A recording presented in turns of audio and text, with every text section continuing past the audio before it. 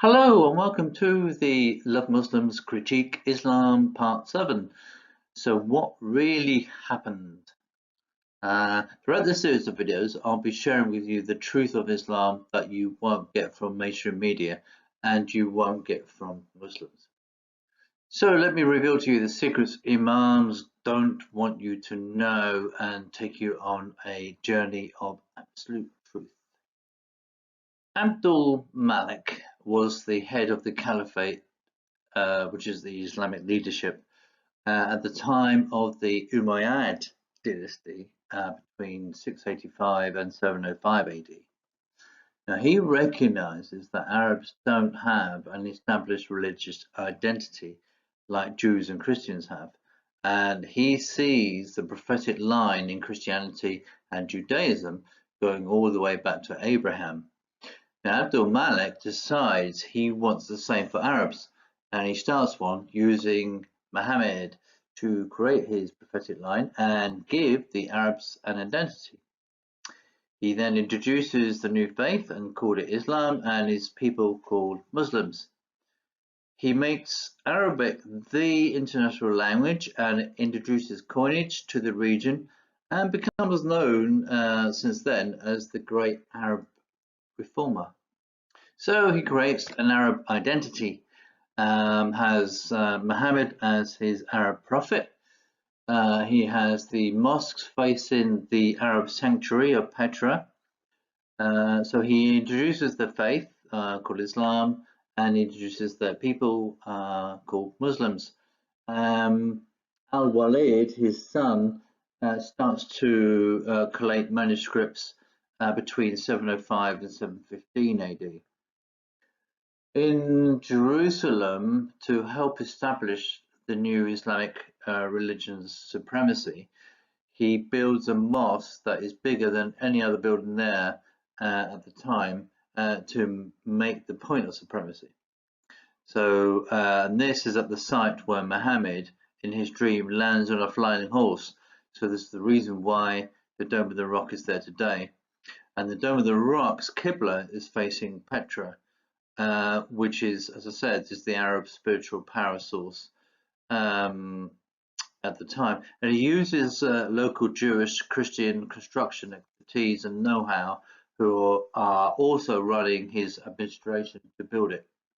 Now, under Abdul Malik, when he was caliph, was the governor of Petra at the time called Abdullah Ibrahim Zubayr, who rebelled against Malik's Umayyad tribe in 683 AD in Damascus and destroys the Kaaba before moving it from Petra to Mecca. The Abbasids dynasty, hailing from Kufa over there in Iraq, joined the rebellion in support of Zubayr, who, having moved the Kaaba and now have their sanctuary in Mecca and demand allegiance to it by all the surrounding tribes. Most of the qiblas in the new mosques are pointing towards Mecca by this stage and not Petra, which meanwhile has been hit by an earthquake in 713 AD and is destroyed. Some other Muslim dynasties, however, rebel further and have their qiblas facing neither Petra or Mecca. But by the time the Abbasids finally overpower the Umayyads in 749 AD, most qiblas are facing Mecca, with a few exceptions.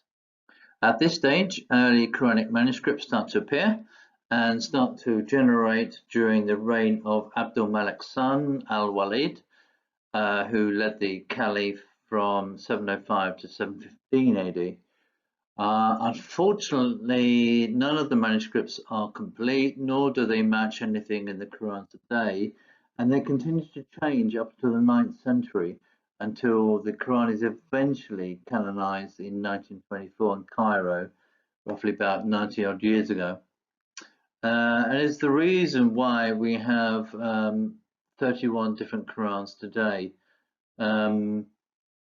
Islamic scripts, you see, they are light and vague on detail on Muhammad, and were written in a time frame much later and further away to his life.